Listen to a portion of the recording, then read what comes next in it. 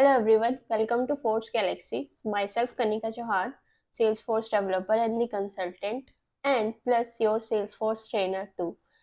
So in this playlist, I have shared some demo sessions or the related to the development course. So this is the course which I used to take, and this is the paid course only. So what I thought to share some of the demo session with you all.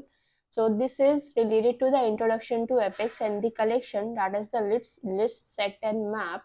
So you guys can go through all. So introduction to Apex is one of the common thing which we all look for whenever we start with the development course.